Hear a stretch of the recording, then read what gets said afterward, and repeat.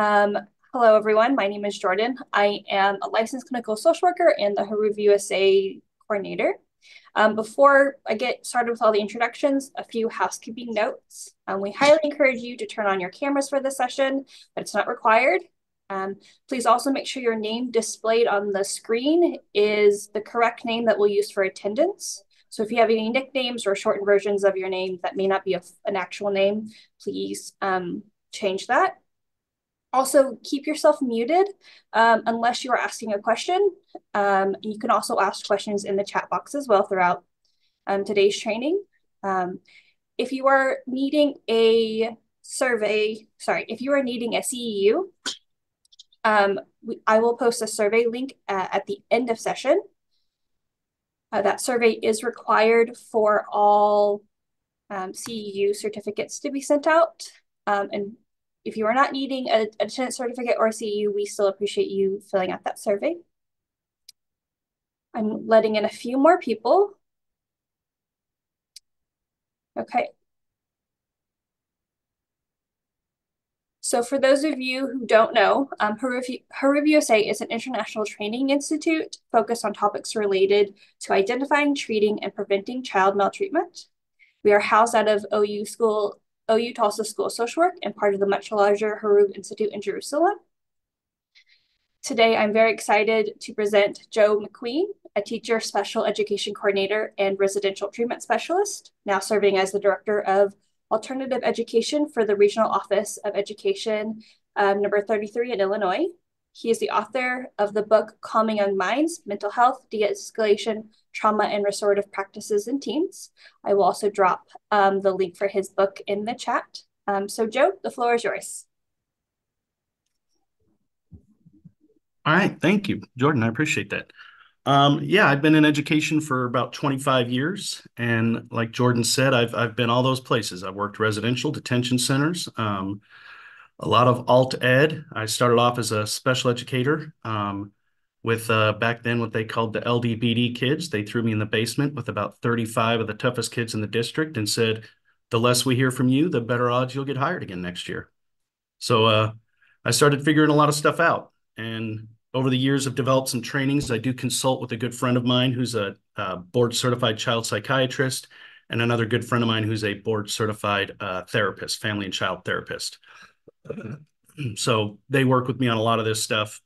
I've been presenting nationally and locally for about 5 years. And I'm excited that you guys are willing to listen to me meander on about restorative practices for a while. I think it's a good thing to learn about. I don't just practice it, I preach it. Like I said, I'm the director of education. I'm the principal for a school. We have about 150 alternative kids in our school, and we do restorative practices every day, all day. We are 100% a restorative campus. There's nothing we do that's punitive. Everything we do is restorative, and it works. So it seems a little hard at first, but we'll get into that as we go. I'm going to keep it pretty candid. If you guys have questions, feel free to ask. If you want to know more about something or want me to expand on something, I'd be honored to do that as well. And so we'll just get going here. Assuming. Okay, there we go.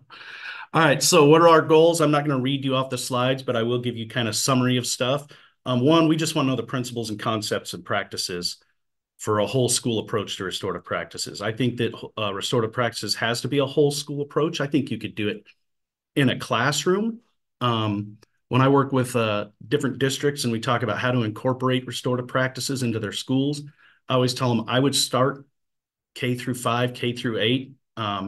You can do some stuff, introductory in high school, but I think the younger you get these kids started, then it becomes more of a part of their climate and culture of how they experience education. And by the time they get to that high school level, they'll do restorative practices for you. You can start building that positive peer culture, and those kids will be more involved in restorative practices because it's just what they grew up with. It's what they understand.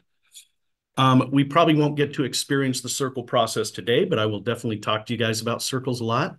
We're going to learn the model for implementing restorative practices into your school. We're going to learn to engage in developing and applying restorative conversations, active listening and paraphrasing, and hopefully develop some skills to guide your school through the restorative change. It is a change in climate and culture. I tell schools this a lot, that when you go from your current system to restorative, it is a shift in climate and culture, and the hardest people we have to shift in that is the adults.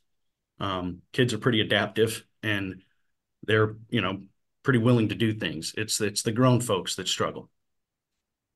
All right, so basically course description. This is a training that's intended for administrators, teachers, school staff, anybody who works with kids, really. I've done this. I'm going to do one of these for a prison system conference pretty soon. So, I mean, it's really restorative practice has been around for hundreds and hundreds of years. And it's not, unique or owned by anybody. It's a theory, it's an approach, sort of a philosophy to education, kind of like being therapeutic with kids. Like being therapeutic is a philosophy, it's an understanding of how I interact with young people and the people around me. Restorative practice is kind of similar. Um, so over the years, there's a lot of different cultures who have incorporated restorative practices from all over the world, all over the planet. It basically is putting people above the needs and not designating blame and dispensing punishment, but teaching people how to learn from their behavior and reminding them that you are part of a community. Your behavior affects that community, but you're still loved and cherished by that community. All right, four restorative practices that you want to implement in your school building. One is develop community building circles. We do circles a lot in our school, for little things, for big things, for what some folks would say insignificant things. Our kids know to just they'll throw circles themselves. They'll say we need to circle up about this. We'll talk about establishing norm setting around that, and then developing restorative chats as a norm. Any questions yet? Anybody? Slow me down if I get going too fast. I'll try not to. A little hard to see my screen kind of. So one of the big things that I've also been talking to a lot of schools about is restorative practices is probably going to become implemented somehow in an education act. Here's one that was a Senate Bill 3973, and that was on 3/31/22. Now we're in 24. I think it's just a matter of time before this becomes sort of the standard or the norm for schools to start incorporating. I think did I go too far? Okay, there we go. Sorry.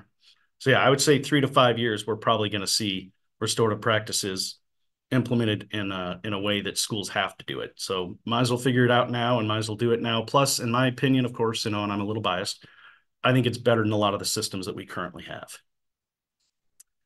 So our goals are to create a restorative and inclusive school climate rather than a punitive one. We want to decrease suspensions. Now, I'm the alternative school, so we don't suspend or expel because that's why y'all are here. So once you take that off the table, that it's not even an option, it makes you be more creative and it makes you dive a little deeper into this restorative practices with dealing with youth who are struggling with things. We want to hold kids accountable. That's not, I think sometimes that's a misinterpretation, and that when you do restorative practices, there's not a high enough level of accountability. And we'll kind of talk about that a little bit later as well. I think that's where the adults struggle. They want high levels of like visible accountability when there's a lot of different things you can do to hold kids accountable that aren't punitive.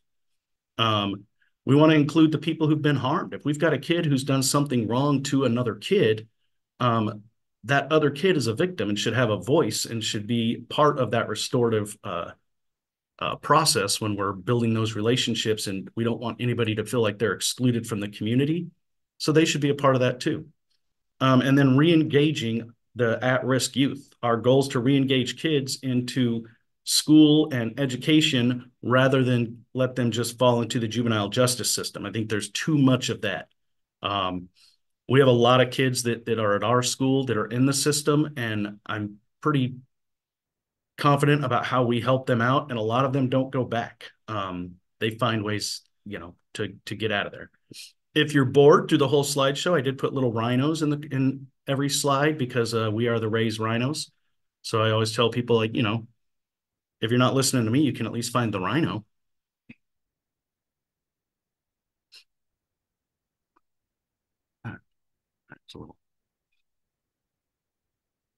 So your view of restorative practices.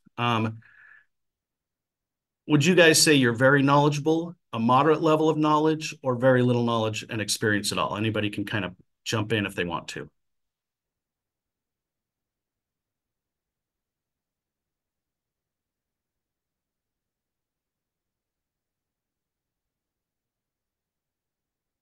And then these are some questions that I want you guys to ask yourselves as we go. I see some people jumping in the chat. Some moderates in there. Okay. I want you to think about and, maybe take a note somewhere. What do you want to know before we leave today? Now, I know we're going to be a part B, so we're not going to cover the entire thing today, but what are your goals? What do you want to learn? And then what makes you not bought into or hesitant about restorative practices after we finish talking today? What were you kind of thinking at the end of the day? I don't know. Or right now, maybe you're like, oh, it's another thing. Every time somebody comes up with something, we have to introduce a new program to our school, and it's a new shift and a new way to deal with behavior. I get a lot of that. And then are you going to be ready to push this out in your schools or meet with the, stakeholders to talk about why our schools should do this? And then another thing to think about is, what are you most knowledgeable about restorative practices? I think a lot of people always hear about circles. I go to conferences all over the place, and they will have an entire training session on just circles, which I think is, I mean, that's helpful, but really, I think when I talk about circles, you'll see why they're so much easier than what we make them. Restorative conferences, I think, aren't touched on enough, and that restorative language. And then if you're not familiar with anything, hopefully you will be in the next hour and a half or so. So here's a video. You may have to adjust your volume. This is a school out of Oakland, California. I love this place. They do amazing things with restorative practices. And this is just a video showing how they do that.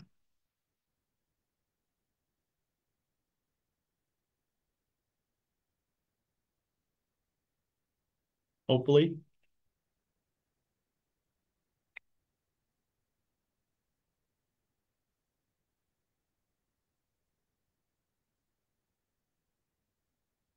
Oop.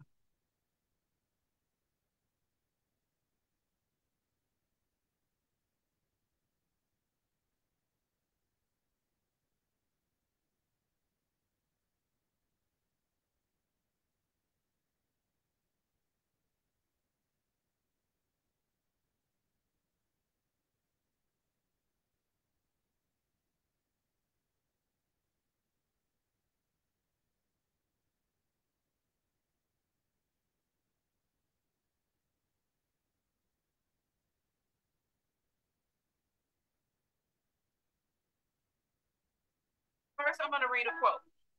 To succeed, you must first improve. To improve, you must first practice. Young people have to be given space to grow and to feel like, okay, I made a mistake, but from this learning experience, I can continue to become better. To learn, you must first fail.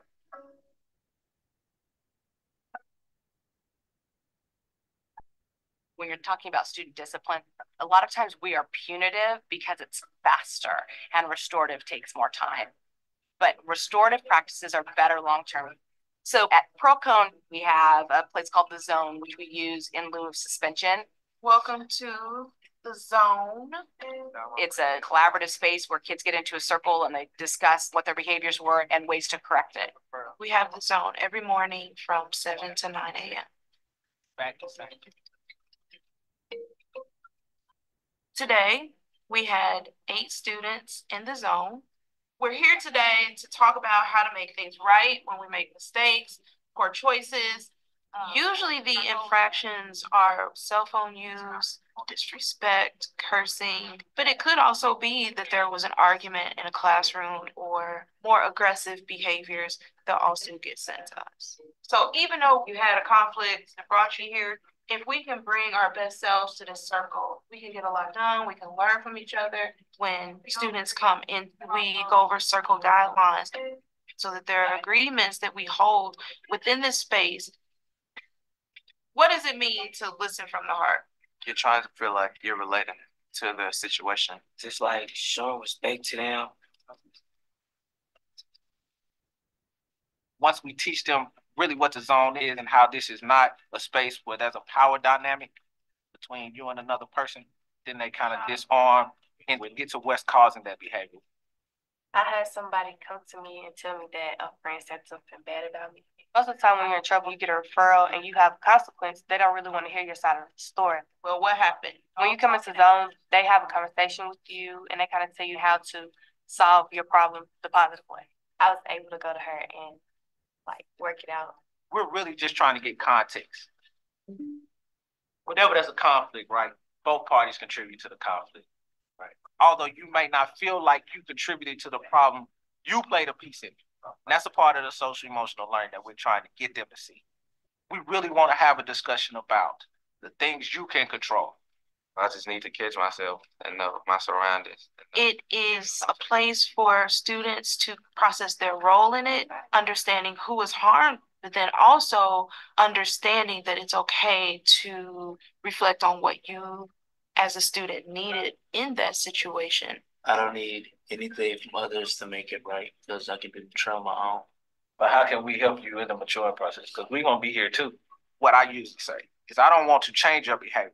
I want you to think about it before you do it. Really, I've seen them becoming very intentional about what they do, what they say. Everybody has to own up to their consequences. And that's the whole purpose of this all. By me owning it, it's going to help me better.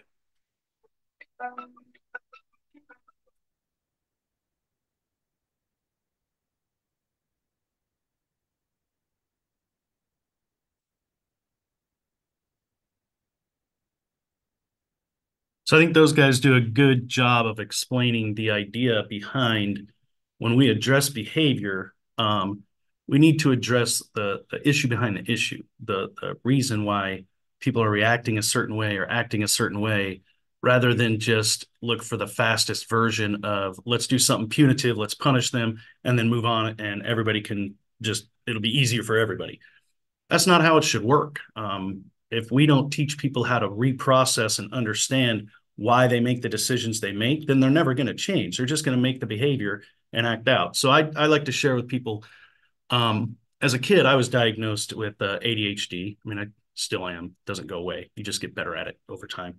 I was oppositional defiant, diagnosed as well, and I had a behavior disorder. Couple of those things you kind of grow out of, a little bit of maturity and just rethinking how you see the world. Again, ADHD you never grow out of, you just have it forever. And I like to think I'm pretty awesome at being ADHD. So if somebody would have taught me how to change my behavior, I would have changed my behavior sooner rather than growing up and going through some of the things that I went through in my younger years. We probably don't go into a lot of detail on that. So we start with just a simple guide of 5. And one is to speak from the heart. Share what's true based on your experience, and teaching kids to share what's true based on their experience. I can't make assumptions about how you feel and the reality you live in and the lens that you see the world through. I have to let you express that, and then I have to express how I feel and how I see things as well. There's no right or wrong. And then listen from the heart, listen without judgment. I think a lot of times teaching kids to listen with less judgment and start to see why the other person may have done what they did. And as adults, we like to think that, kids are acting out because they don't know better or they're just angry or mean. And that's not true. I've worked with some of the toughest kids that we have, and every single one of them had a great heart and was able to communicate and was thankful for the opportunity to get to share their side of the story. Remember, kids see things differently. They see the world through a different lens. And I do another training that's De-Escalation, where we talk about brain development and trauma and things like that. And they see the world through a whole different lens than we do. And then just say enough. I think sometimes as adults, we feel like we got to say all this stuff, and we don't. When I teach people how to deal with kids in crisis, I always tell them, like, if a kid tells you to shut up, why not just shut up? Like, they're not ready to communicate, so just be quiet and listen. We don't have to say all the things, and we also don't have to spoon feed them all the solutions, but we'll talk a little bit about that later on. And then teach our kids to welcome different points of view. Now, their point of view may be completely different than yours, and it may not be a healthy point of view, but that's their point of view. And we don't change it by saying, I disagree, you're wrong, I'm right.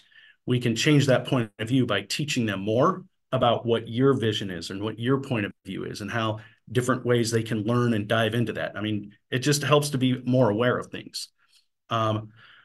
We always speak primarily into the center of the circle. We try to get our kids to kind of think of it as like that's your safe place. That's where you throw your words. If kids want to talk back and forth, well, we'll get into kind of how that's difficult to do in a circle. That's more of a restorative conversation. That's not really a circle thing. So we cannot do a circle. All right. So community building circles. I think people they so overcomplicate circles, and I think that community building circles and just really simple introductory circles make a big difference. So what we do is we spend the first 10 days of school, sometimes 15, depends on how things are going. We don't do anything academic. Our kids are here because they struggled in the regular school setting. If they were successful in the regular school setting, then we would just jump right into algebra and math, and we have 6th through 12th graders. So, we would just dive right into the academics. But they didn't do well in that setting, and it's not because they're bad kids. Some of them are here for depression, anxiety, different things like that. We spend time just building our community. We spend 10 to 15 days at the beginning of the year just building a community. And one of the ways we start that is by doing community building circles. And that's where we just keep it really benign. Like, introduce yourself. Where are you from? What school did you go to? You can change this up. There's no set way to do it. I'm just giving you kind of what we do with our kids. We don't have them tell why are you here, because frankly, that's nobody's business unless they want to share that later. We just say what school you're from, and what grade are you in, what are your goals this year, things like that. If we have returning students, then we have them share what you need to do in order to be successful at Raise, or things like that. My teachers use circles in a variety of different ways academically. We'll kind of talk about that in a little while too. We also do norm setting circles in each classroom. Every classroom does a circle every day for the first 10 to 15 days at school.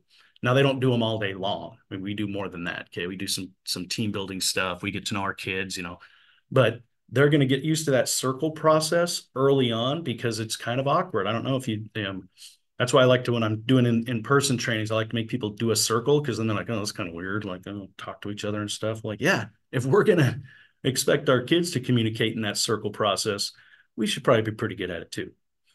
We do some norm setting ones, like I said, and what we do is we just talk to kids and help them set those norms. I know that it's just really a different word for rules. I think that happens a lot. We like to get rid of one word because it kind of sounds bad, like kids don't want to follow the rules, so we'll give them norms. Well, norms are basically rules. They're expectations. So we do a lot of work around that, and our kids help set that up. And we do classroom contracts with them where they talk about what does the classroom need to look like for them to be successful. And we break that down into categories. What do you need as a student? What do you need from your teacher? What do you need student to student? And then what does that look like from student to teacher? So we can all put those 4 pieces together and create a collaborative setting. Community circles for content. This is where my teachers use these all the time. So my English teacher, they just started the book, The Hate You Give. And so what she did was, it was made into a movie. So some of our kids have seen the movie. And they're like, I already saw the movie. I don't need to read the book. The book's always better. And so she just sat down, put the kids in a circle and said, look, here's a copy of the book. Read the back of it. Let's go ahead and use this talking piece and talk about, what do you know about the book? What do you want to know? This old school KWL, And then they just had an open conversation about who's seen the movie, who's not seen the movie. They used it for an academic means, but our kids are so used to sitting in that circle that they were fine and they're able to communicate openly. We don't have to jump in and do circles that are like heavy. Like, let's all share our feelings and feel super uncomfortable without knowing anybody that's sitting in this circle with me. That's really hard to do for kids. It's hard to do for adults. I've had administrative teams that I've done circles with, and it was surprising how they struggled to communicate. And I was like, you guys are the leaders, man. You're the leaders of your school and your district. And you guys are struggling to communicate in a safe place because I made everybody neutral. In a circle, everybody's neutral. And people, they struggle with that. So doing something simple, getting the kids where they're able to sit in that circle and do something that's non-threatening, talk about a book. My math teacher did it with fractions with our 6th graders, said, hey, let's talk about fractions. What do you know? What do you don't know? And We learned that none of them liked fractions, but well, they still have to learn.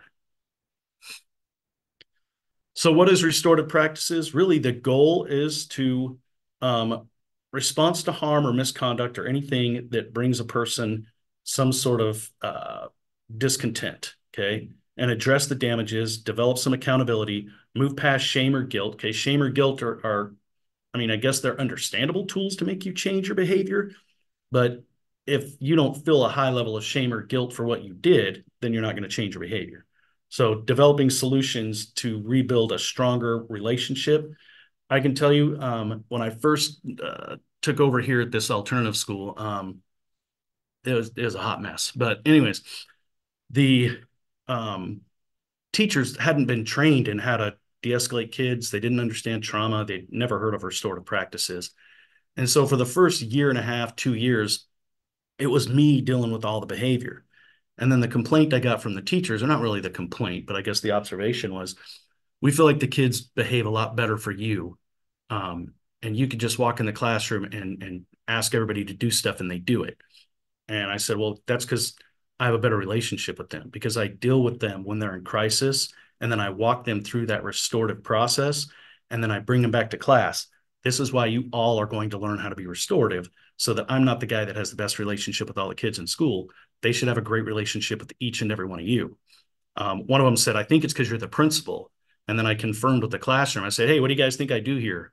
And they were like, aren't you like a sub teacher or a counselor or something? I don't know. I was like, there you go. Half of them don't even know I'm the principal. All right, 5 keys to restorative community. One is your language. You have to start using restorative language. And that means you have to start using therapeutic language. I talk a lot about this in a different thing that I do. It is in my book. Adults talking to kids. Kids get an endless, bountiful supply of respect and dignity given to them every single day they show up. It is not our job to be disrespectful to kids. It's not their job to be disrespectful to us, but there's a little bit developmental difference between us and the fact that we chose to work with kids. So we have a little different brain anyways, like we understand. And them, they're learning, we should know, okay? Developing accountability. I think that a lot of times with restorative practices, a lot of people say, well, I don't feel like there's any accountability. Well, no, you don't feel like there's anything punitive done to the kid. You don't feel like the child was punished. There's a difference. And then asking curiosity questions. Get to know more about why did you make that decision? What was going on? What was your thought process? I have found, and I've been through a lot of like some pretty significant major events working in detention centers and residential and with some of the at-risk youth that I've worked with over the years. And I found that whenever we have a major event, we can track that back to typically 24, 48, 72 hours, things we missed, things we could have done differently. And we could have done all that by asking those questions, developing those relationships with those kids. And then, of course, you got to do circles and restorative conferences. A restorative conference can be between 3 people or 2 people. It can be between kids, like conflict resolution. Okay, that's a restorative conference. It can be between a teacher and a student. Student says something to the teacher, teacher and the student go back and forth, student gets removed from the classroom. My goal is that before that kid goes back to that classroom, that teacher and that student are going to have a restorative conversation. I would prefer the teacher be able to handle it from, A to Z, but there are times where kids are escalated and, it's probably better for them to have a different setting. But they're never going to return to that classroom until we have a restorative conference, unless they're not willing to have one and they're willing to say, I'll do it tomorrow, because that's a respectable thing. Hey, man, I can't do this today. Man, dude, I can give you 24 hours. It's cool. But let's do it tomorrow morning. Can you go back to class and handle yourself for the next, class of 50 minutes? So 35, 40 minutes. Or if it's one of our younger kids, can you get through the rest of the day? Or do we need to find a place where you can have some separation? All right, this will be about when we take a break, but we're not going to today. So I have another video for you. Before we play this, does anybody have any questions, anything they want to know more about, anything they want me to expand upon? I'd be more than happy to do it.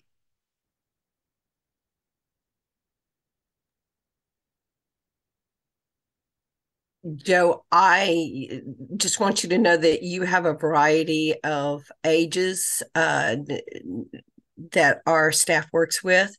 So I know from my work with restorative practices that it can be done with any age.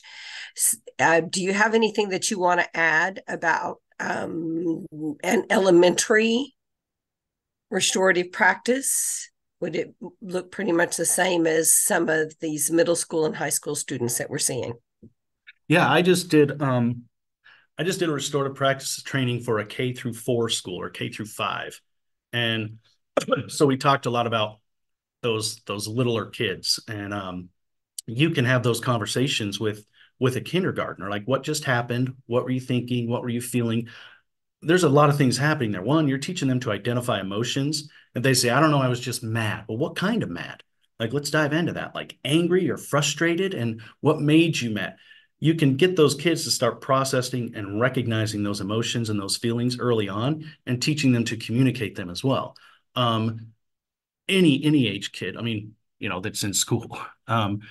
Littler kids that are third, fourth grade, they're great at sitting down and having restorative conversations with each other because they're just so fresh and ready. Like they're willing to just be honest and friendly.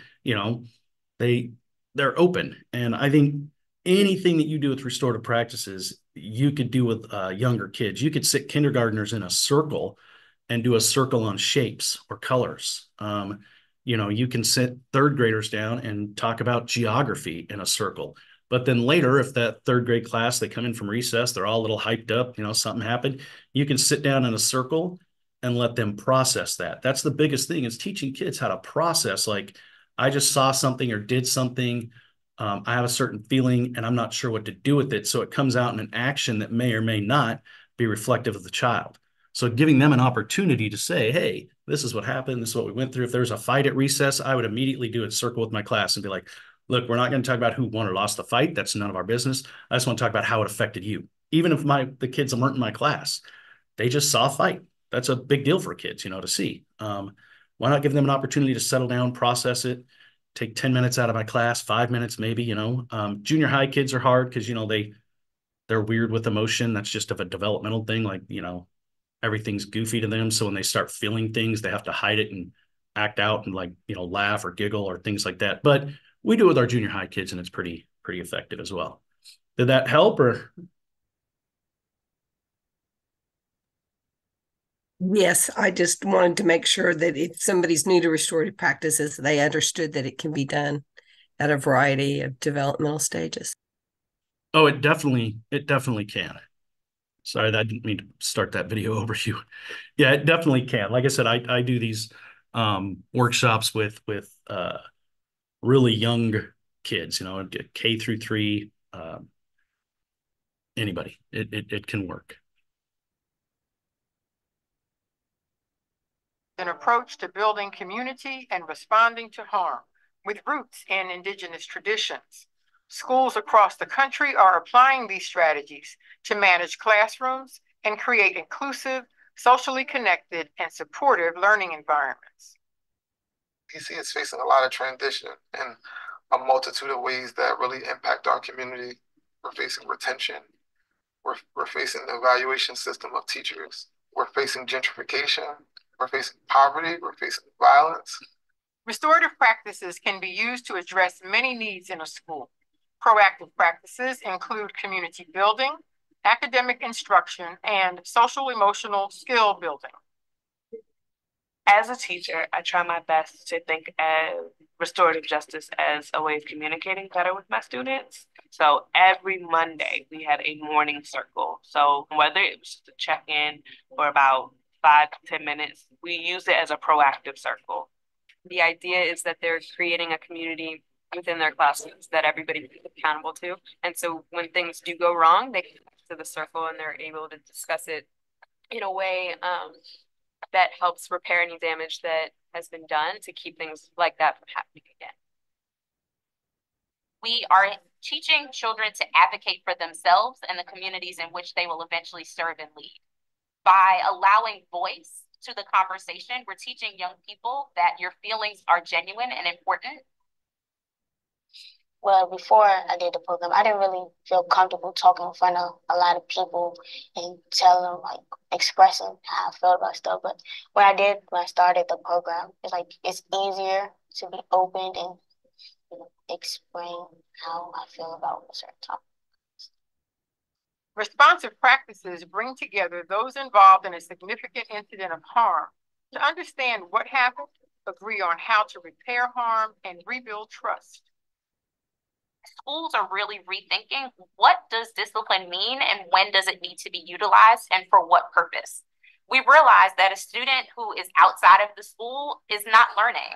And if we continue to exclude students from their learning environment due to discipline, we continue to put the students, often who need us most, further and further behind. Restorative justice has been used as an alternative to exclusionary practices by really thinking about how to restore the harm that was caused to the community. Sitting at home never restores the harm. It never allows you to sit across the table from your peer and talk about what led you to the actions that you did. What we've learned is that in schools that are implementing restorative practices with fidelity, it's often not the students who need changing, it's actually the adults in the building. This work really required me to be reflective about the things that I say, things that I do, and how I interact with kids and adults. A lot of times with restorative justice, someone is offended and there's offenders.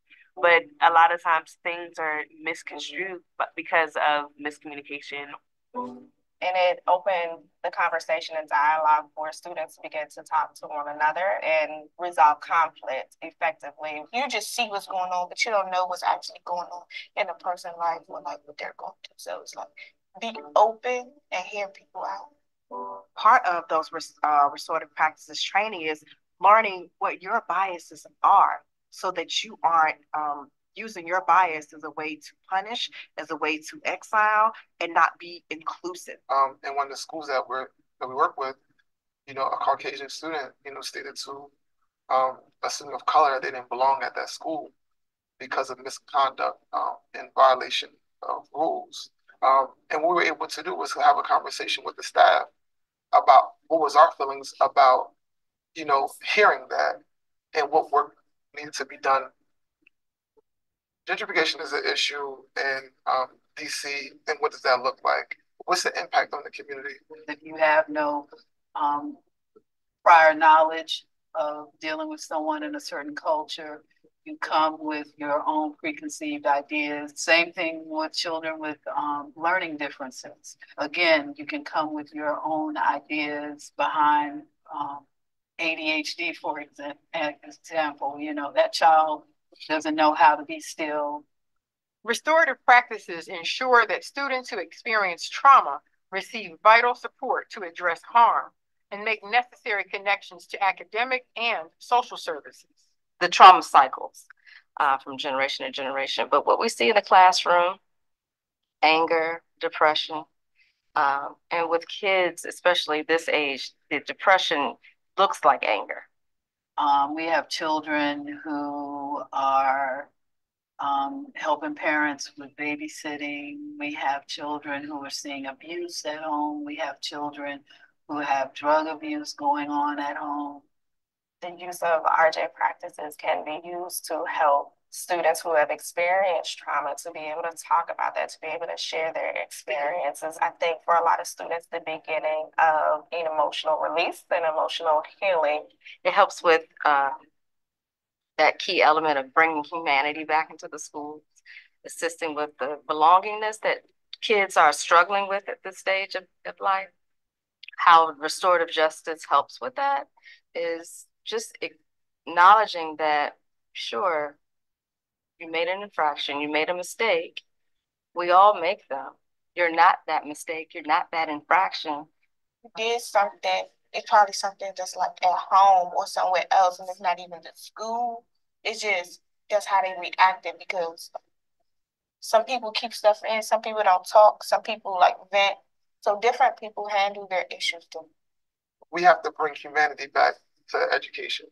And I think that's one thing that's really missing. We're looking at students like a number, which is replicated in our justice system. I think when we're able to do that, I think we'll actually see the positives. Like it is painful in the beginning because you have to do some stuff that you're uncomfortable with. What is the challenge to restorative implementation is not only mindset, but time. It is much easier to send a student home by writing a letter and attaching it to the child's file for a suspension. And I think that school leaders have to position themselves as to what is the greater investment of time. Is the greater investment to do the quick fix that continues not to work? Or is the greater investment to spend the time up front setting the conditions for long-term success that actually will sustain you into the future? Restorative practices reduce suspensions, expulsions, and loss of instruction time that have a disproportionate impact on minority students. Restorative practices also increase teacher retention, create a positive school climate, and improve student satisfaction and safety. When I first got here, this was the most challenging middle school in DCPS, at the highest suspension rate of every other middle school in the city. We are now, would say, at the top where the schools in the other part of town who don't have discipline issues, we rank up there with them as it relates to school climate and culture.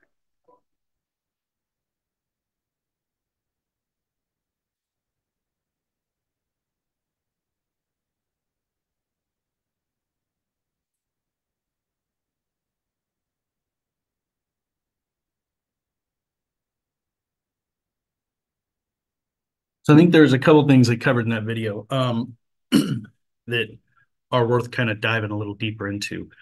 One is suspension expulsion. I'm not a huge fan of suspension expulsion because I don't think kids learn anything from it.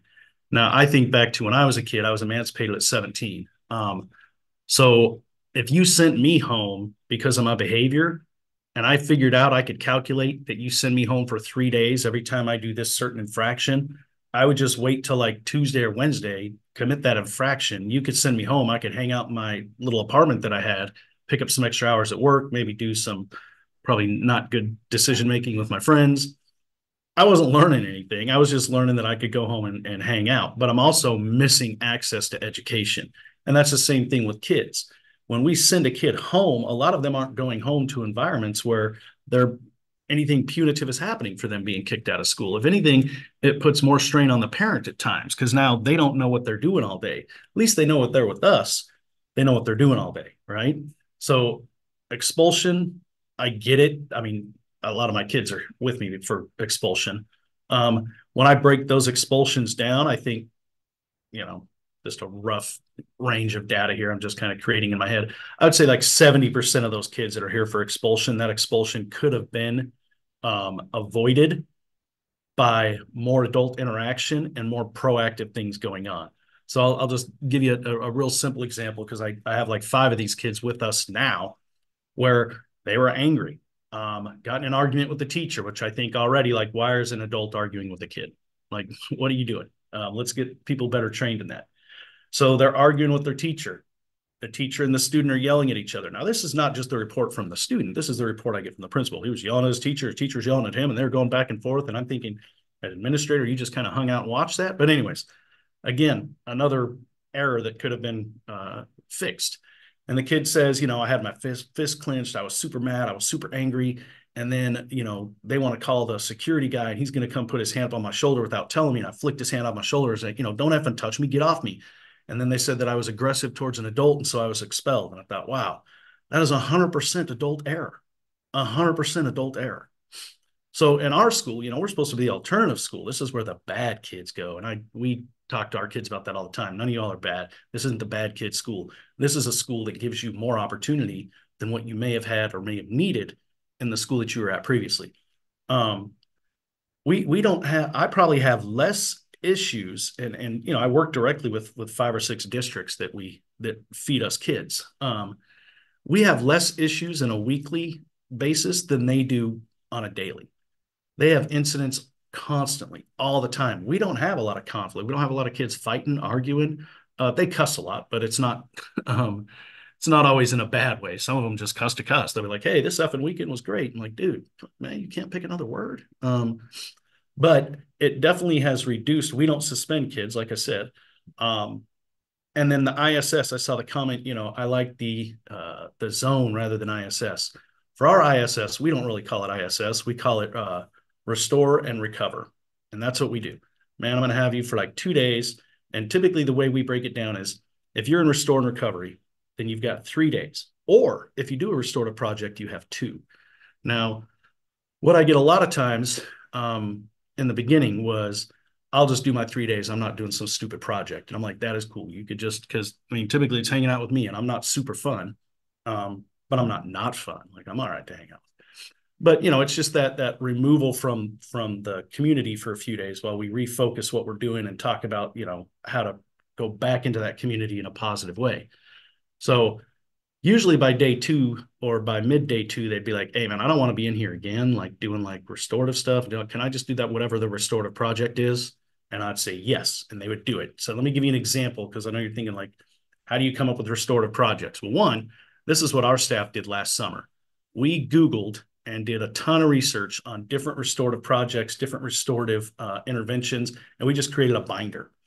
And that way, when we have a situation, we can look through there and pull something out of there rather than trying to create something out of the air, because sometimes that gets difficult. So I had a young lady who I'd sent home early one day, and you guys were like, oh, I thought you didn't send kids home. Well, she was 19 and needed 2 credits. And she was sitting outside of my office working on some social studies, which is good because that was one of the credits she needed. And she wanted me to help her with a quiz. So I was helping her with the quiz, and she kept telling me, just give me the answer. And I go, man, that's not helping you. That's just helping you cheat. I'm not going to give you the answer. So then I turned into a mother effer and all these kind of things because I didn't care about her education, because I wouldn't just give her the answer for all these stupid questions. Anyway, pretty high conflict, cussing, screaming, threw something across the room. And I was like, hey, you know, it's like 1:30. We get out of here at 2. You can go ahead and go home. We'll revisit this tomorrow.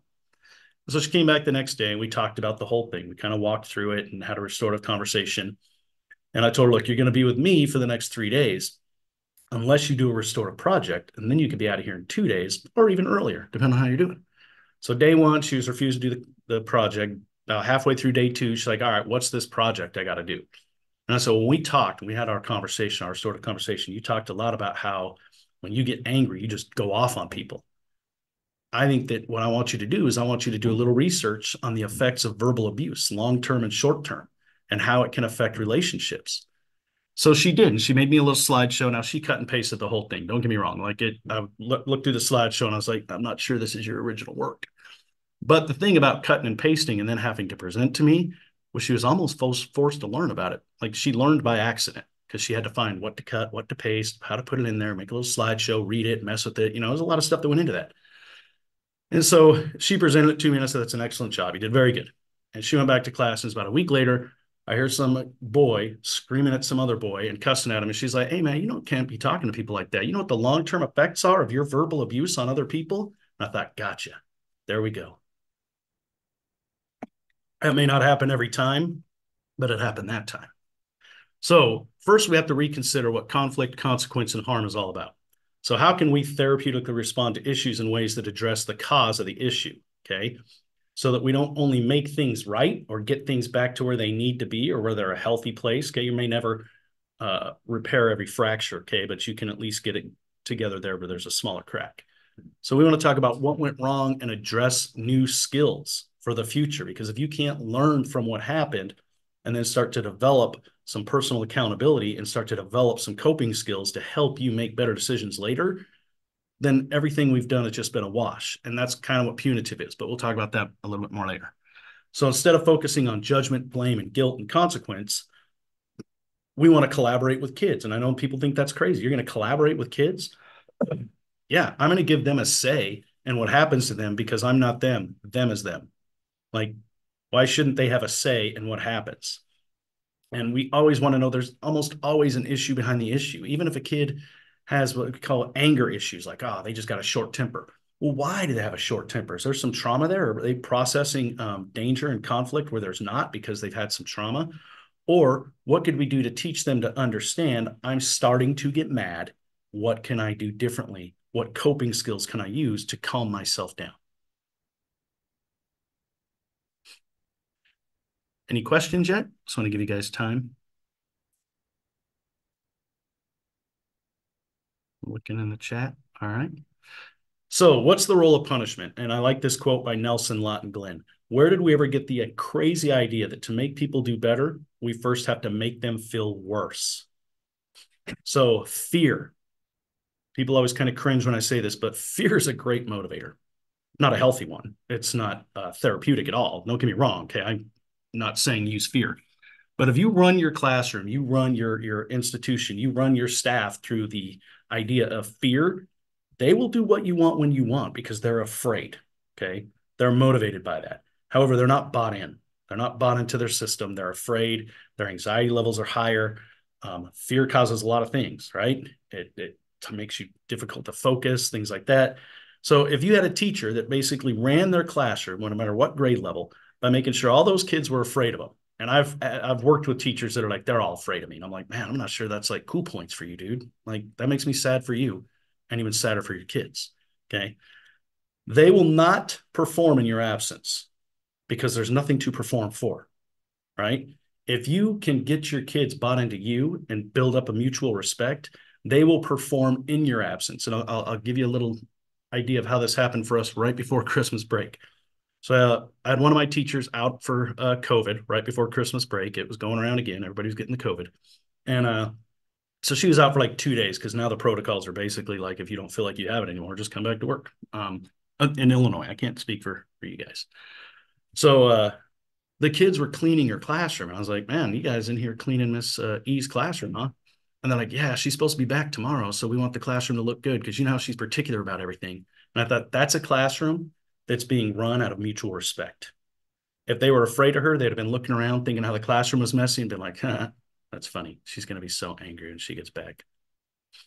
So there's a difference. Negative effects well documented. Man, I hate rap sheets. I tell you what, if you saw my rap sheet, you'd be wondering how I'm even in education. I never got any felonies or anything, but I basically was told by a judge at 18 that you can either go to prison or you can go to the military. If you go to the military, we'll bury your record as long as you don't set foot in front of me again. I had a pretty bad record. Spent a lot of my senior year in and out of jail. The only reason they let me out of jail most of the time is because I was decent at football. So they would let me out to do football and track.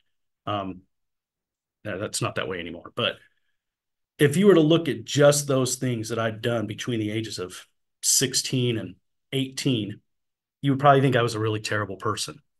So whenever we get kids and we get this rap sheet, and I feel like, teachers are really good at documenting negative behavior, not as much as documenting positive behavior.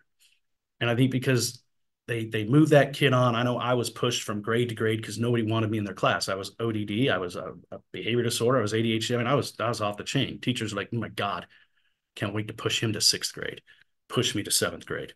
Okay. My rap sheet was terrible through school. So judging a kid by what the information we know isn't fair either. Okay. And then developing that idea of how we're going to punish or interact with them based on that isn't fair to them. The restorative way to do that would be to get to know the kid, ask them what's going on. Okay. And if you're the punisher, then the student has a scapegoat. If they go to the principal's office and they get, in trouble, they get something taken away or they get detention or things like that. Now it's you being mean, not them learning from their behavior. They went, they got a consequence. The consequence made them angry. That anger focused on who passed that consequence down, and there was never a learning process for them. So let's look at some basic tradition discipline approaches. One is the formal system. This is what schools had back in my day.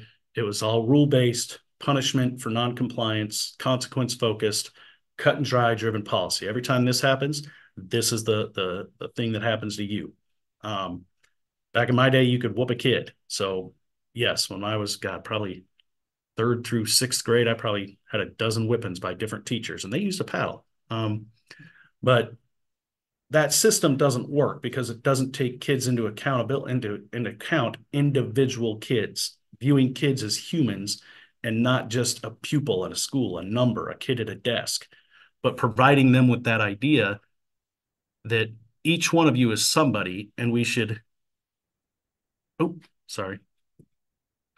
each one of you is somebody. I was just looking through the chat, and we should approach you like a somebody. So positive behavior interventions and supports, PBIS. I love PBIS. I think it works great. I think it's more difficult to do in junior high and high school. The only thing I don't like that's kind of pushed sometimes with PBIS, in my opinion, it's kind of a misinterpretation, is if, that token economy, which again, I'm not opposed to, but if I'm going to give, Susie beads and extra beads because she sits next to Joe and Joe's a pain in the neck, the kids don't like him, the teachers don't like him, And so I look at Joe while I give Susie beads.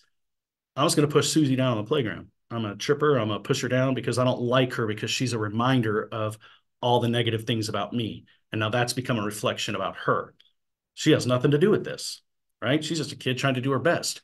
But when we're pitted against each other in that sort of competitive system, I know what I'm good at. I'm good at being bad. So I'm just going to keep being bad. Susie's good at being good. Good for Susie. I'm not learning anything about myself. But when we do positive interventions in a positive way, and we don't do that economy system or that system where we're purposely focusing on one kid and not another, I think PBIS works great. Again, not a super great system for high school, not so much junior high. That's just my opinion. Okay. Nothing against PBIS. SEL, I love SEL. We actually teach a class, SEL. Kids get an elective for SEL, but I don't think it's a curriculum. I mean, it is, obviously, we have one, but I think that people look at it as, well, we teach 45 minutes of SEL every day, so we can check that box. All the kids should be social, emotionally healthy, right? No. SEL is an in the moment opportunity. SEL is two kids having like a little argument that you could see maybe going sideways, and pulling them aside, having that restorative conference with them, teaching them how to problem solve. That's social emotional learning. Social emotional learning is, it's learning in the moment. Again, not opposed to teaching class. Like I said, we're guilty. Okay, we have an SEL class. A lot of it is built around coping skills and things like that, and anger management, and how to deal with anxiety, stuff like that. But SEL can't just be a curriculum. You can't, as a school, just say, well, we have an SEL class, or all of our teachers do 3 minutes of mindfulness before their 5th-hour class. You just took an entire wide, huge range of learning and narrowed it down to a box. Check. SEL. Okay. Restorative practices, obviously, I'm a big fan of that because I'm here talking to you guys about it. I think that it teaches social engagement through what are relational practices that focus on individual and the community. Each one of our kids is a member of the community. All our schools, I would hope, I would pray, their goal is to create productive members of the community, people who are accepted in the community and offer something back to the community. They're not going to be able to do that if they don't ever feel like they're part of the community. If they always feel like they're the bad kid, or the kid that's pushed out, or the kid that gets in trouble, they're not going to engage with their community as much. But if they feel like, hey, I'm surrounded by people who are forgiving and willing to teach me and work with me, they're going to be more apt to engage in their community and return that, give it back.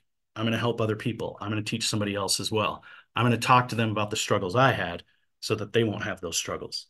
And then, of course, there's a look away. Again, that was my teacher's approach. They just ignored me for a year and then pushed me up to the next grade. You know, this Joe kid's a pain in the neck.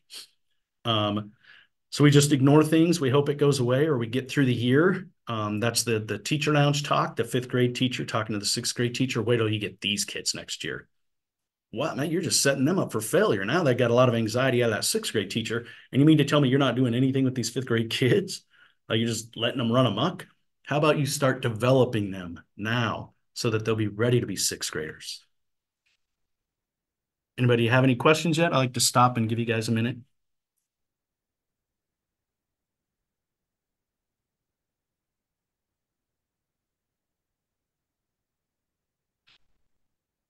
All right. So approaches to discipline. We talked a little bit about this, about the punitive justice, where it's just blame and punishment. You did this because you're bad. Now here's what's going to happen to you, not for you. And then inquiry. What school, classroom, playground, school was broke? What rule was broken? That's the whole inquiry part of that. What rule was broken, and what's the consequence that we already have set aside that goes with that? Kind of like zero tolerance. Remember that? I won't get into zero tolerance. Not education's brightest moment. Where we just said we have zero tolerance for these things. Am I opposed to zero tolerance? Yeah, I think if you bring a gun to school or a knife to school, there has to be a certain, something has to happen. But when we start punishing all the kids the same way without looking at the things behind it, then we're not doing that inquiry part. We're just saying, all right, what rule is broken? Who are we going to blame? And then what's the punishment? It forms a punitive that's built on consequence. Okay, the two broad outcomes are it inflicts pain as a deterrent to the wrongdoer. So the kid who did something wrong gets to feel bad and gets to feel punished and gets to feel guilty and sad. The kid that had something done to them, we just push them aside. Like, you'll be fine. Sorry, he punched you. We're going to take care of him. And so there's no reduce and reoffending. For me as a kid, and I kind of try to see the world through how I saw it as a kid sometimes. If I knew what the punitive consequence would be, I really would weigh the behavior. Is it worth punching Mike? I mean, what are they going to do? They're going to bring me in the office. They're going to yell at me, tell me that I can't punch Mike. They're going to make me copy like 100 dictionary words. I don't mind doing that, whatever. Or they might kick me out of school, which cool. Now I get a day off. So yeah, at the end of the day, I think it is okay. I think I will punch Mike. And then I'll punch Mike again because I already know what the consequence is. I'm not learning anything. So when we do restorative justice, what we do is we build relationships and we restore harm. We do a lot of proactive things. Okay. When we do our inquiry part, we explore the whole situation behind the behavior. I want to know, how was your morning? What led up to this? How was the night before? I want to learn more about why we got to here rather than just talk about being here. And then our approach when wrong is done, we work with those involved. The person who did something wrong and the person who's been the victim of that. Now, victim kind of sometimes sounds a little bit like egregious, but if a kid tells another kid to shut the F up, that kid who got told to shut the F up is kind of the victim. Now, are they probably going to be traumatized for the rest of their life and remember that day that one of their classmates told them to shut the F up? Probably not. But we're not just going to let that go. Like, you deserve something. And with kids, it gets kind of interesting because I'm not a big fan of forcing a kid to apologize to another kid. It's really uncomfortable for all parties involved. And culturally, it's different for our kids. Like, they can fist bump and say, we're cool. That was an apology, but expect them to sit down and be like, look, I'm really sorry for my behavior. What happened was I was angry, and I was angry because of the previous situation that put me there. And I didn't process that well. And you were kind of the brunt of that anger because you said something that was just sort of the, straw on the camel's back. And that's not going to happen. I mean, it'd be great if it did. I feel like that should happen with adults, but that's probably not going to happen with kids. And then the outcomes. What happens is, in the end, our student still feels like they're a valued member of our school and our community. Like, we're not throwing you out. We're not getting rid of you. You're not a bad person. You just didn't make a good choice. But there's still a lot of good in you and a lot of good for you to do. So you're part of this community. Let's find a way to get you back into it and get you going again. Maybe be a leader or something. There's a lot of different roles for you to play. And then all parties have equal space to tell their story. I want everybody to be understood. And I tell you, I hear a lot of stories sometimes where I'm just perplexed. I'm like, I'm not even processing why you're mad about that. But if we don't take kids' feelings seriously, then they'll feel like we discard them. So I'll give you a little example that I usually give in another training, but we'll use it a little bit today.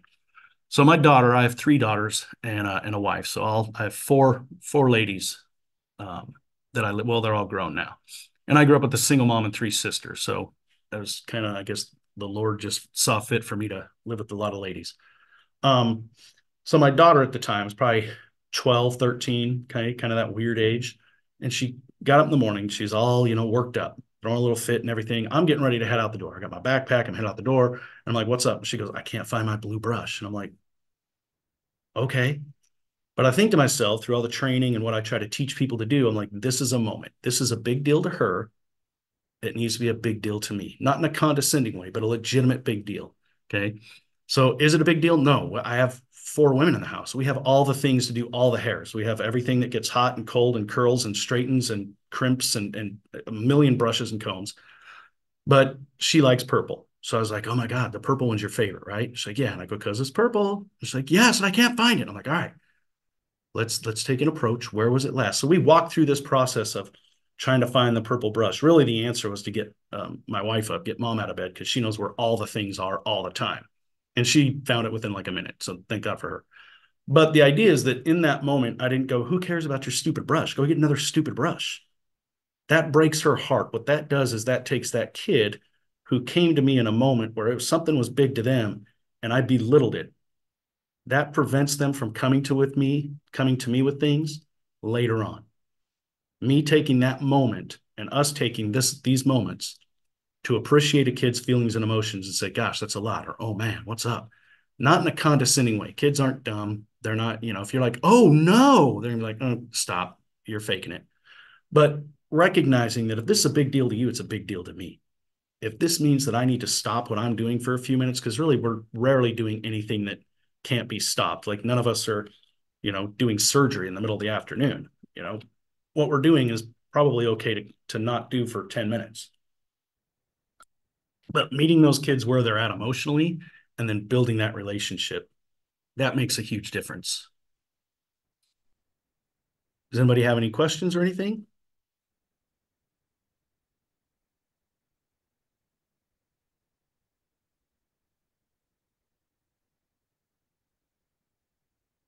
All right.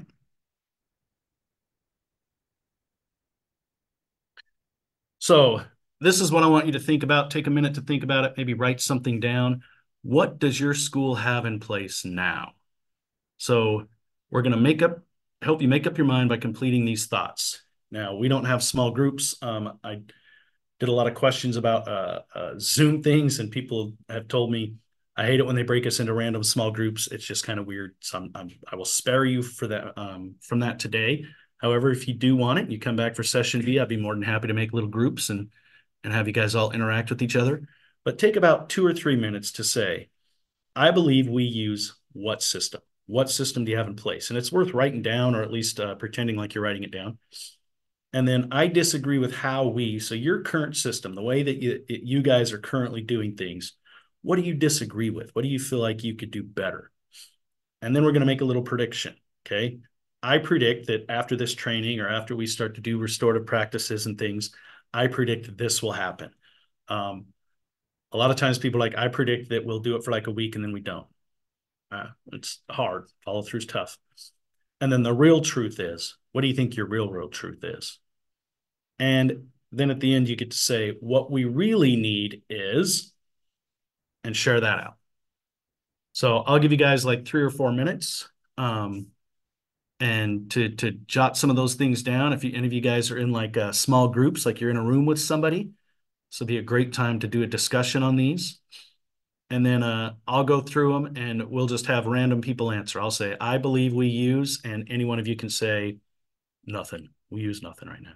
Be awkward at your school.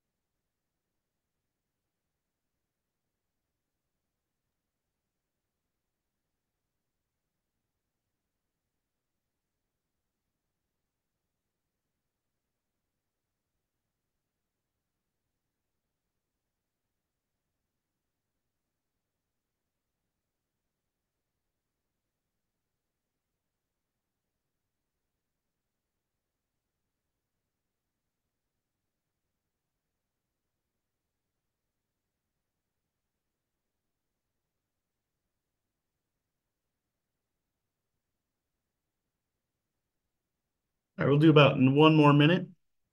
I'm seeing some things in the chat here that I'll definitely talk about those.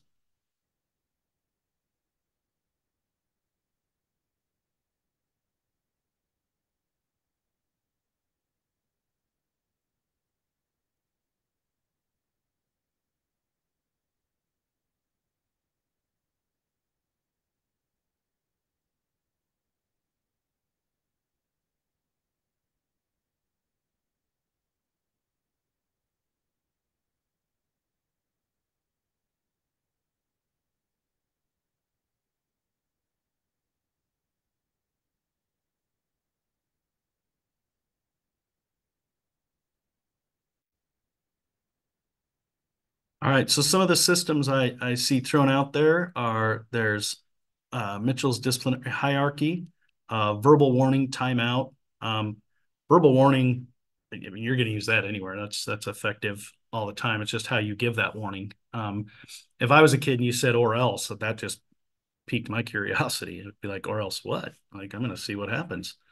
But, just telling me, hey, calm down, or, let's not do that. I think timeout really is most effective if somebody's angry and they just need space. Otherwise, we're just making them sit there and sulk in silence. So we're not really making any process on breaking down and understanding thoughts and ideas and behaviors. Loss of privilege, sure. I mean, that happens restoratively. Parent contact, I guess if you're lucky, it depends on what kind of parent you have. I'd say a lot of my students, their parents don't want to be contacted. They've been contacted with nothing but negative stuff for their kid the entire time. Do we still do parent conferences? If we have something pretty extreme and it's going to be effective, we'll do a parent conference. If I know the parent doesn't care, I'm not going to make the parent care by calling them more and telling them all these, things about their child that they already struggle with. Punitive, I think, is pretty common in schools. The yardstick that they can move up and down throughout the day. I'm not sure I'd be a big fan of having my success and failures seen by all my friends. Like, look how much you suck, or hey, look how awesome you are. I mean, I would take the awesome part. Castle, I like Castle. SEL, of course. PBIS. I said I don't mind PBIS. I just think it depends on how you apply it. All right, so we got some different things there. Conscious discipline. I like conscious discipline as well. Love and logic. Hey, I'm going to talk about that here maybe later. So who wants to be bold and say, I disagree with how we, anybody can chime in. I disagree with how we what?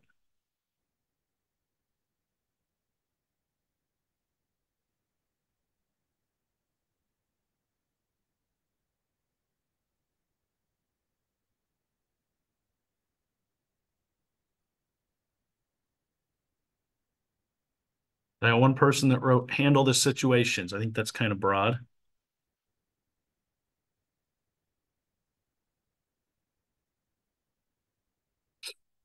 What would I do to recommend and encourage restorative practices at home?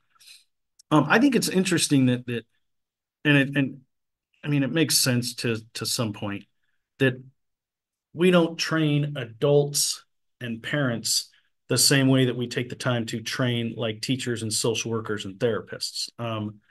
So when I first started learning about de-escalation and therapeutic intervention and how to talk to people and self-monitoring and being patient and using proper posture and conversation, it changed the way that I communicated with a lot of adults as well. I know a lot of people will think that I'm crazy when I say this, but it's true. My wife and I both work in similar fields. She was a counselor at a residential for a very long time and then a supervisor and all that good stuff. And we have never yelled at each other. We've never raised our voice. 25 years we've been married. We've never screamed at each other or cussed at each other. And the biggest part of that is because we were taught how to communicate. So yeah, I think, man, if you could do like a restorative session at school and have teachers come in like an open house and do like even a 50-minute window, they're not going to stay much longer than 50 minutes. Plus you're going to need to feed them. But a 50-minute window on this is what we do at school. This is restorative practices. Ask your kid about it. They'll tell them, or even challenge some of your kids to go in and tell their parents, we do this thing called restorative practice at school, and this is what it looks like. And you can call it restorative practice. I think it's weird we don't share like information like that with kids, like it's a need to know basis. I'm all about just being honest with kids.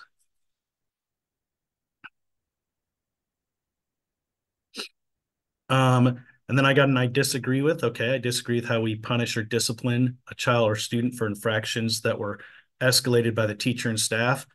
Man, let me tell you, I'm not trying to get on my little soapbox here, but maybe like a little soap hill. I think that one, being an educator is probably one of the most difficult jobs there is. I compare the ability for us to self-regulate to that of somebody who works in like as a first responder. They have to self-regulate at the same level that we have to self-regulate as adults. working with kids. And it's hard when you work with kids that can be difficult, the kids that cuss you out every day or test your patience every day. But you being able to remove yourself from the situation, like it's not about you. Okay. They don't get up every morning. Oh, they might. I got up every morning and wanted to punish my teacher, Mr. Miller, but I'll apologize to him at some point. But it's not about you. And so we have to self-regulate and be able to remove ourselves from situations and then handle them in a therapeutic means. And I think that when we're not trained to do that and we're not given the opportunity to do that and we're not shown how to do it, then we become not helpful to the kid. Like I said, the example I gave earlier, the principal will admit, well, he and the teacher were yelling at each other. And I'm like, hold on, let's back that up a second. Why was the teacher yelling at anybody? Why was the teacher even interacting with a kid who was probably in crisis? Like, what are we doing here? So yeah, I agree that that's a difficult thing, but I think a lot of it's lack of training. You got to take the time to teach your teachers how to do that kind of stuff. So anybody have an I predict?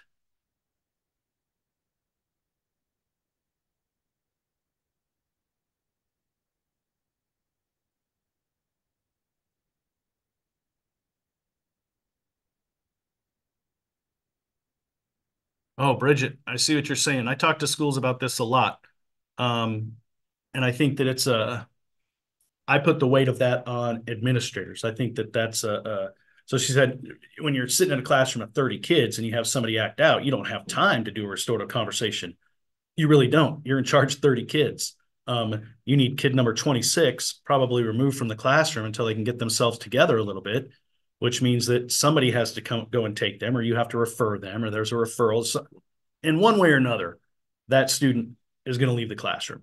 And then you're going to get everything back to normal and move on with the pace of things, because we're expected to cram a ton of curriculum into a tiny little time, because education's, I won't get into it. All right.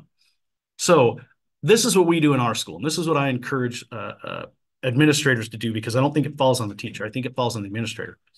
If the kid is sent to you, do your job, de-escalate the student, talk about what happened, but then switch your teacher out. Go in and say, hey, I'll cover your classroom for 10 minutes while you have a restorative conversation with this kid. 3 minutes, 5 minutes, it depends on the intensity of the situation. But giving them that option, and that somebody coming in and taking over that classroom for them, that's a logistics issue. You probably have the people, you just don't have the people who want to do it. But training your people that this is what we're going to do. I switch my teachers out all the time.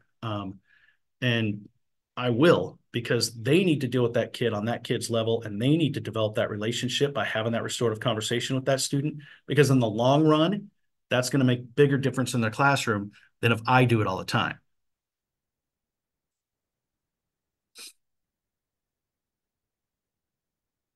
So I know that's not an answer. And when I do this training for administrators, they say, well, we don't have enough people. And I'm like, you don't have parapros, you don't have deans.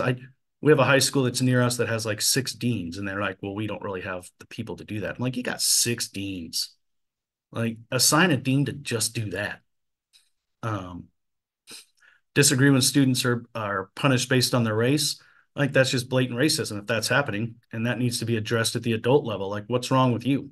And maybe education isn't the right environment for you.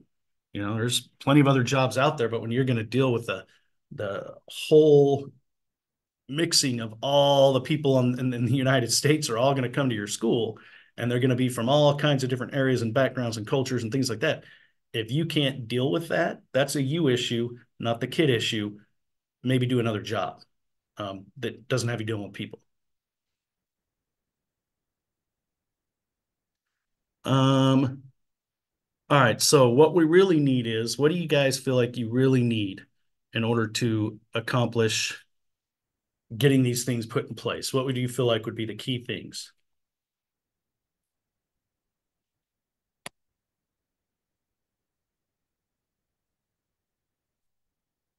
I was gonna say, I won't mention names if you're bagging on your administrator, but your name's on your chat. So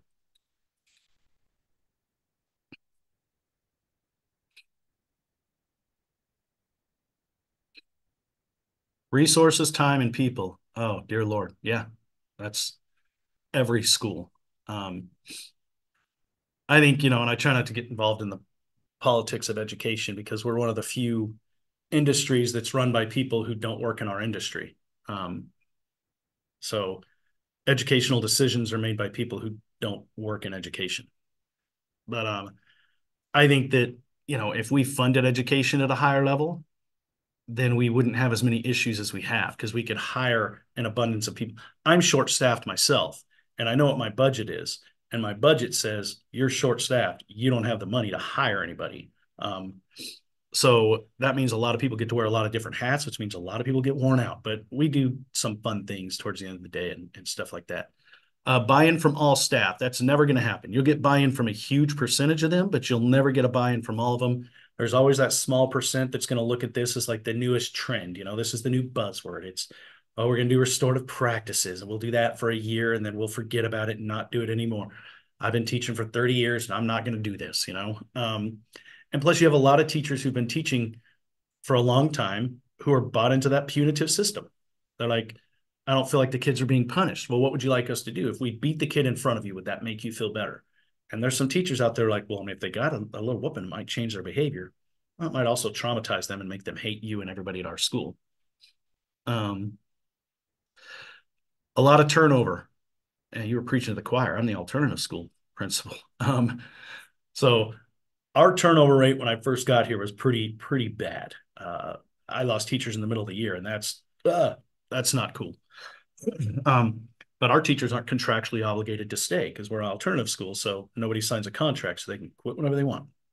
But once we got restorative practices in, and once we taught everybody how to de-escalate kids and work with kids in a therapeutic way, our culture of our kids changed. We didn't get different kids. We still get all the same kids sent to us for the same reasons. But once we taught everybody how to deal with trauma, how to deal with kids in a therapeutic way, how to incorporate restorative practices, how to understand restorative practices, the good thing about us not having contracts is if a teacher says, I hate this, I'm not doing restorative practices, I think it's stupid, I'm going to quit, I can go, okay.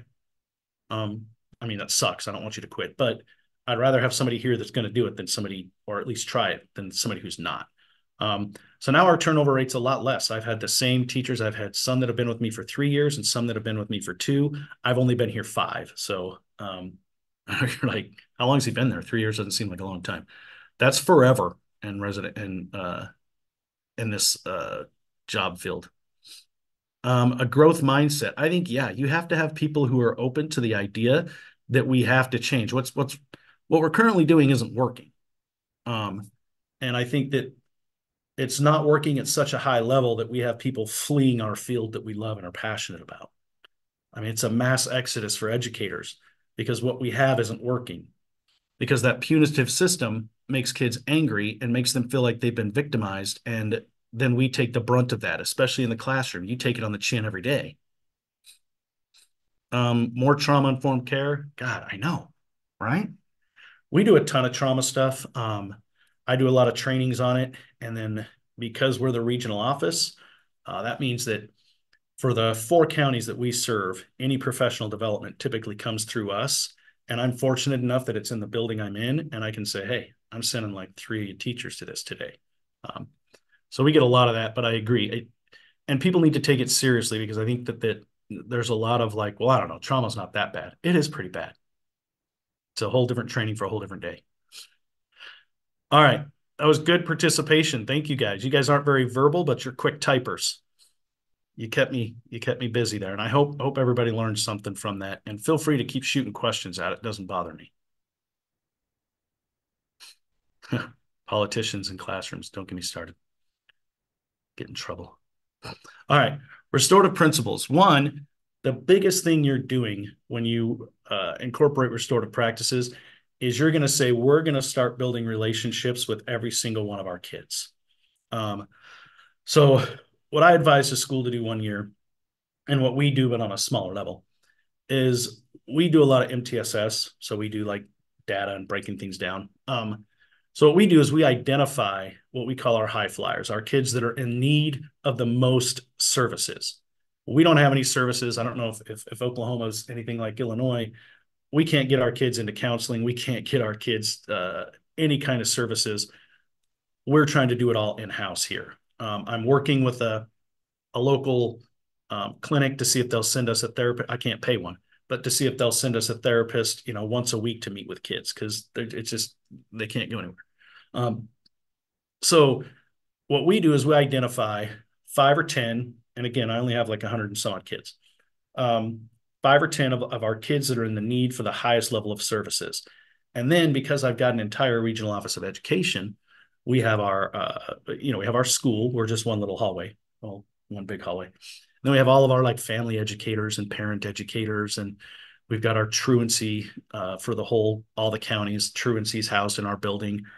And so what we do is we take some of those kids and we partner them up with people. We give them like another adult.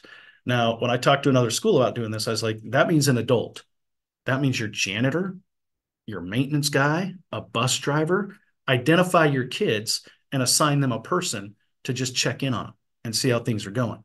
And then we try to break that down with who's a good fit and things like that. But that helps build those relationships and make them feel good about coming to school. I remember the first like 5 years I taught, I couldn't figure out, like I said, I was down in this basement and I had all the kids that a lot of the teachers didn't want. And I loved them. We were great. We had one of the best classrooms on the campus, in my opinion. Once we got past all the stuff, we figured each other out. We got a great system put in place, and then we started performing. But at the end of the year, the only awards we ever got was perfect attendance. And I can remember nodding, especially my first couple of years, like, yeah, they were here every day. Nobody missed a day. And then I started getting curious, like, why? Why are they here every day? Like, they have the most least active parents. They could stay home whenever they want. And then it occurred to me, this is their safe place. Like, you as an adult could be their why. And so that's when relationships started to become really, really, really important to how I ran my classroom. And then equity of voice. I don't know why we don't let kids have choices. I think if you talk to them about what's available, you talk to them about how you want your classroom to look, you talk to them about, they should be involved in this because this is kind of their second home. I mean, outside of their house, this is where they spend the most time, in your classrooms, in your schools, in your buildings. But giving them an equity of voice. Same thing if they feel like a certain way. So I'll give you a little example because I know you guys just love hearing my examples. We're a smaller school. Well, I mean, we have like 100 kids. We know all our kids, okay? So I had a kid come to me, 2 of them, a girl and a guy. I say, how come we can't wear hats? And I said, well, I mean, it's, that makes the cameras hard to identify who you are and things like that. And they're like, okay, so that's why we can't wear hoodies or a hood. They can wear a hoodie, but not a hood. And they're like, but you can't tell who we are with a hat? Like, there's only 100 of us here, McQueen. I was like, you know what? You're right. I probably could tell you by hat. In fact, some of you I could probably identify easier with a hat. And so I said, you're solid point, man. There's really no concrete reason other than we're just not supposed to wear hats in school. You guys go wear hats to school. And so what happened is for like a week, everybody wore a hat. I loved it. And then now hardly anybody ever wears hats. But they wanted to have that opportunity and they felt like they were involved and they made a difference. Our school leadership team sits with us and they get to make, pretty big decisions whenever we give them an opportunity to. But that gives them an opportunity to advocate for what they see in their school community, which may give them opportunity to advocate for what they see in their community, especially as they get older. Like I said, we do respect agreements and they're designed as a school. Okay, we design them in classrooms, and the goal is to sort of build that classroom family atmosphere. And I know people say, well, their family's not their school family. Well, for some of these kids, it's the healthiest family they have. And if it's my responsibility because I think we're at a point where we're expected to kind of do a lot of the raising of the kids, and they say it takes a village. Well, luckily I've got a village. I'm just going to train them all and teach them how to interact with each other in a positive way. So that's where that respect agreement comes in. What do you want school to look like? To a point. And it's shocking how most kids don't want school to look crazy. Like I haven't had a kid yet say, well, I feel like we should be able to come in and just set up like a MMA ring and fight fools when they get mad. Never. I have had kids ask me to teach them to box. I'm like, that's never going to happen ever. But that goes into that inclusive decision making and shared ownership of the classroom. I remember hearing this a long time ago about like, if you let kids get more involved, then they can share ownership. But then we didn't really follow through with it. Now that's the hard part. Okay. Get them to take pride in their classroom. They'll take pride in their school. They're not going to love every teacher. I have one teacher here who, let's say 60% of my kids just think he's annoying, and he's not a bad guy. He's just sort of dry. His humor is terrible, but they still are respectful. And then, of course, non-punitive responses. I think that's the hard part. So here's what's difficult. Here's the biggest complaint I get from teachers when I get to this punitive piece here. They say, I send out little Joey, and he comes back 10 minutes later, and I don't know what happened. And then as an administrator, I'm like, well, I guarantee you the principal wasn't like, hey, good job cussing out your teacher. That's funny stuff. Now go back to class. Like something happened. It just wasn't communicated with the teacher, and the teacher doesn't know. So they're like, and the kid comes in, and of course they're not going to go, wow, I got a really stern talking to, and it made me kind of feel bad and guilty, and now I have detention. And, they come in and they just smugly sit down like nothing happened because it's embarrassing for them what just happened. Plus it was punitive, so it wasn't effective. So having that response where teachers can come out and do that restorative piece with the kid and have a quick conversation with the principal, like, what's going on? Well, this is what we decided on. I want you to have a restorative conversation with it. He's going to share with you what things look like moving forward, and you guys are going to break down your parts. Sometimes as adults, we have to own our part. It has taken me a long time to get my teachers to the point where they will sit down with the kid and say, well, what part do you think I can know? Or, look, I want to look back at the situation, and I probably was sarcastic with you, and that's not okay, and I apologize for it. I know, adults, we can apologize to kids. We really can. It makes us human, and it makes us flawed like all humans. So, and then positive change that's supported by decision analyzation. Say what? Getting kids to analyze why they make those decisions. Getting kids to sit down and look at the entire situation from beginning to end and really start to develop that cognitive function to think about problem solving. Now, again, brain development's a little bit different. It's a whole different training, but we'll sneak it in here a little bit.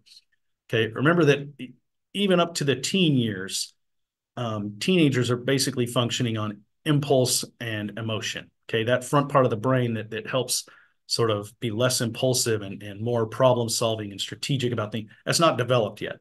So when we have these huge expectations for kids that just cognitively and developmentally they can't meet, we have to adjust our expectations to where our kids are. Okay, you're not going to have a kindergartner or first grader or even third, fourth, fifth grader sit down and have a deep conversation about breaking down their feelings and emotions and thought processes. But we can start simple, like I said before. You are angry. What's angry look like to you? What's it feel like to you? What parts of your body does it affect? We're making them connect things, okay? That whole system's connected. So effective communication, and what I'll do is I'll finish this side and the next, and then I'll just open up for questions. You guys can hit me with anything you want. If I don't know the answer, I'll try to figure it out by the time next time we meet. One is respectful language. I can't think of any reason ever that an adult would not be using respectful language to a student. I can't think of one scenario where that's okay. Again, kids get an unlimited supply of respect and dignity every day they show up to your school, even the ones that are difficult. And that's because we as adults have to be good at self-regulating, check it at the door, and say it's not about you. They're not really mad at you. They're mad at something, and you're taking it out on you. Something you said or did is, affected them, but it's not targeted at you.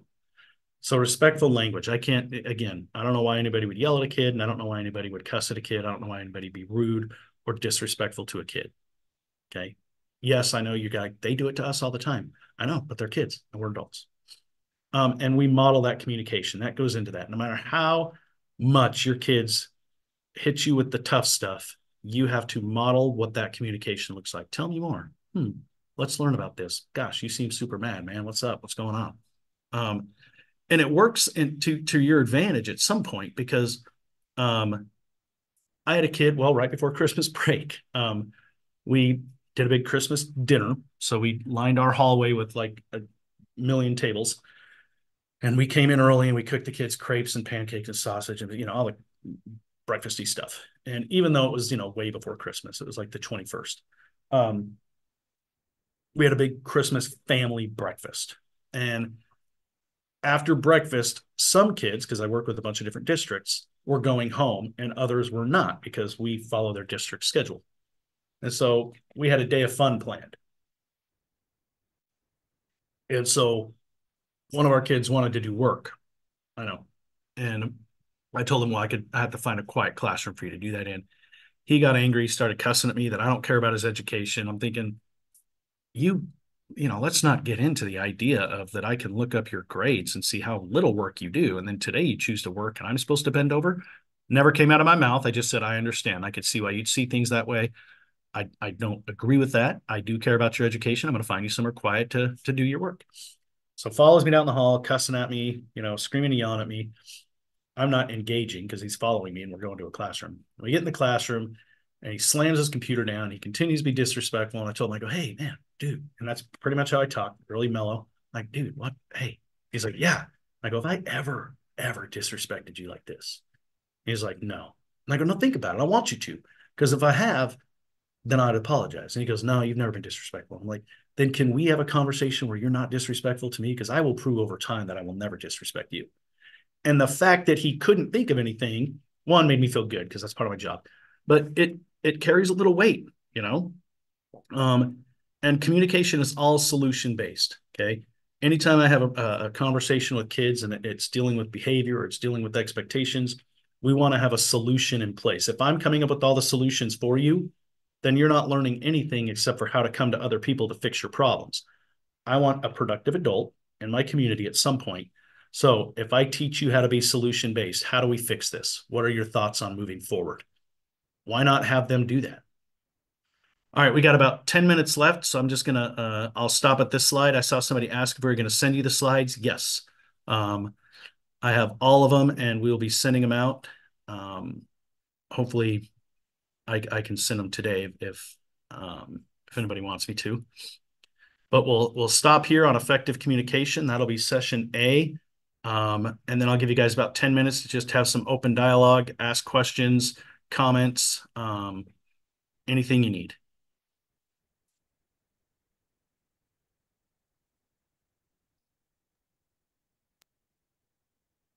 Or you could type in the chat. You guys aren't a very talkative group. You're a typative group. I just made that up. Joe, I'd like to know, how do you teach your teachers co-regulation? What are some of the points and just processes? So teaching them how to self-regulate to keep themselves in a good place. One, I don't pile them down with a bunch of junk. I trust the fact that they all went to school. They all did all the things to become a teacher. And, I was just a teacher too. So I know they make you do all the tests and, so they know how to be teachers. So I don't need to pile on them, I need to look at your lesson plans. I need this done by this date. I need this done by this date. And so we break down our weeks into tasks at the end of the day. Our teachers are here for about an hour and a half after our kids leave, but that's because none of them get a prep period. So that first 30, 45 minutes, I'm like, do whatever you want. Don't think about school. Don't do whatever. If you need to go for a little drive, you need to go get yourself a soda. You guys, I've come in and they've all been just laying on the floor, throwing like a ball back and forth, listening to music in the classroom. And I'm like, cool, room for me, but not weighing them down with those things. Like, I know you know how to do the stuff. I know you know how to do the teacher stuff. Okay. Because, college prepared you for that. And then taking time every day. We have a plan every day of what we're going to do. So one day we might do MTSS. Another day we might just talk about, and it's all mapped out. I'm just redoing it because it's a new semester. And then one of the things we do on Fridays is every teacher gets a journal and they have to write down 3 wins a day. Even if you feel like you didn't have a win, dig deeper. You had a win, maybe it was that Marcus didn't slam the door and he slams it every day. That's the W for you, man. Find 3 a day. And then we spend that last hour and a half on Fridays eating snacks, talking about our wins and sharing that so that everybody leaves on a positive note. But the biggest thing is just, I do a lot of training with them. Like I said, I do de-escalation training. We do trauma-informed training, things like that. And we do little micro trainings throughout the year. Like, what are you guys needing right now? What's going on? And then we sit down and talk about it. But we do circles as a staff group.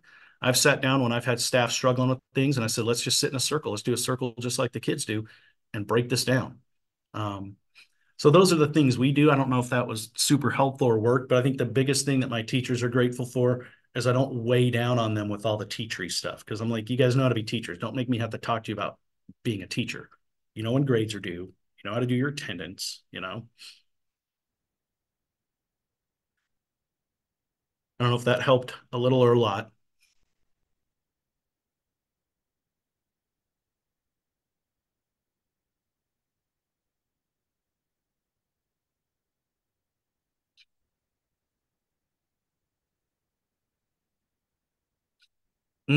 ODD kids. Those are my special people. I love them. So what do we do with an ODD kid? Check your ego at the door. It's not about you. Don't get in power struggles with them because there's no win. I was an ODD kid. My mom told me not to touch anything in the store. My next goal was to touch every item in the store, whether she was looking at me or not. Why? Mostly impulse. Second, mostly the challenge. Like you told me I can't do something. I wouldn't knock items off the counter, but man, I was going to poke them all.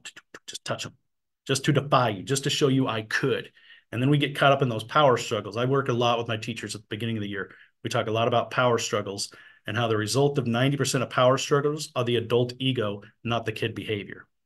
Like we don't like not being listened to and not winning.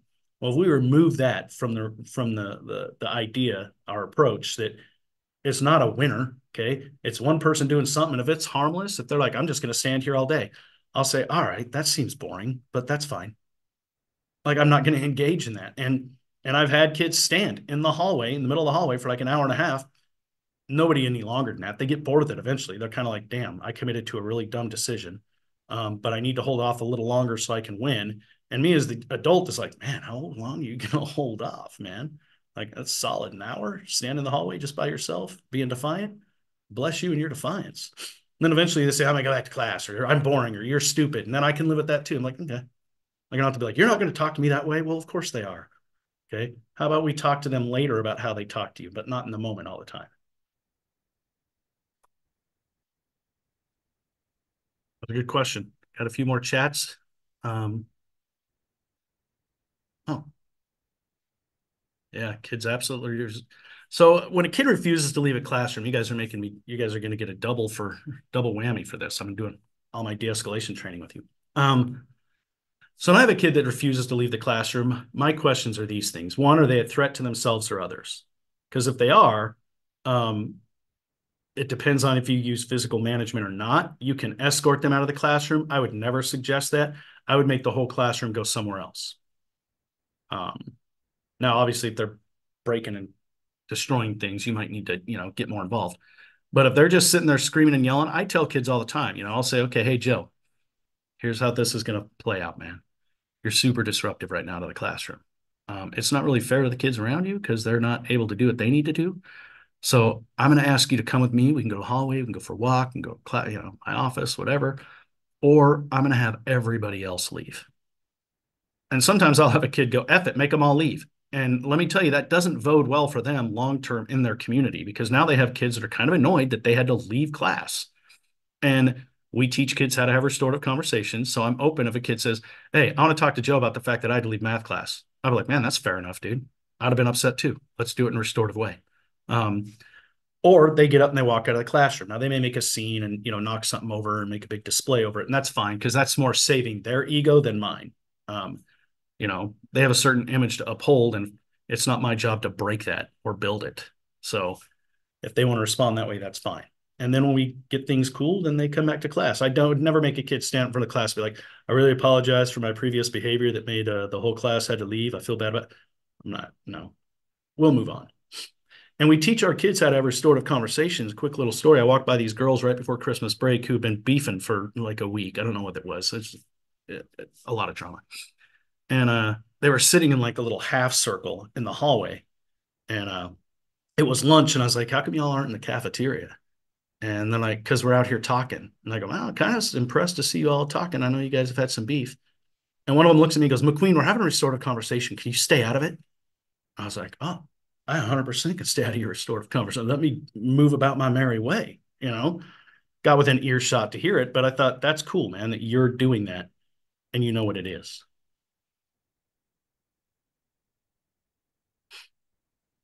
Anybody else? I think I got about a minute before I pass it off to Jordan again.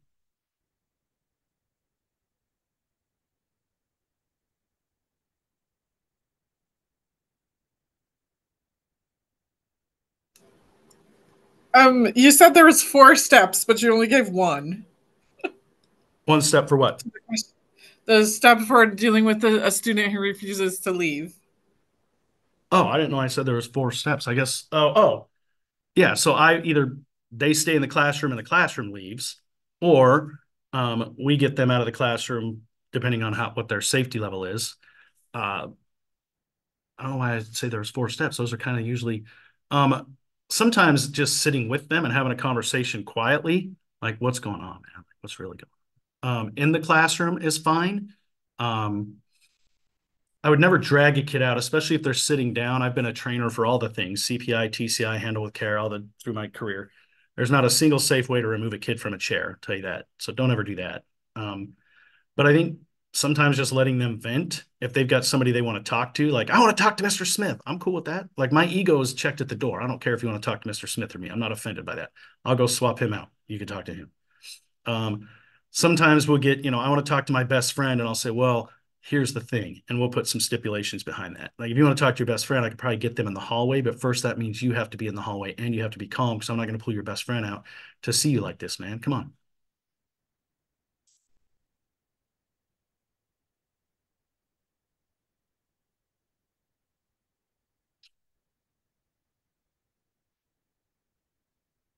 All right, Jordan, am I passing it to you? It's 2:20 on my clock. I don't know. Yes. You guys are 2 hours behind us, right?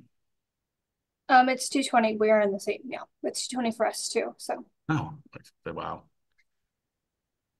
Thank you so much. This was really great to hear. And for anyone that maybe needs some time to process all the information that was given to them, there will be a part B in February.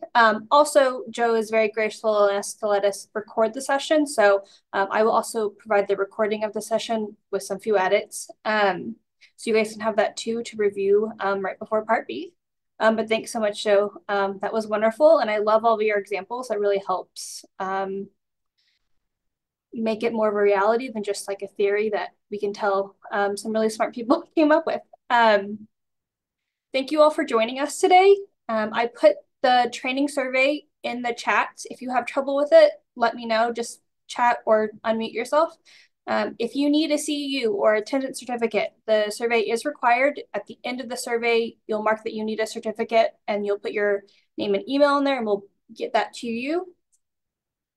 Once you have the training survey, you guys are all welcome to exit the training today. And again, we will have the recording and slide information afterwards available for everyone.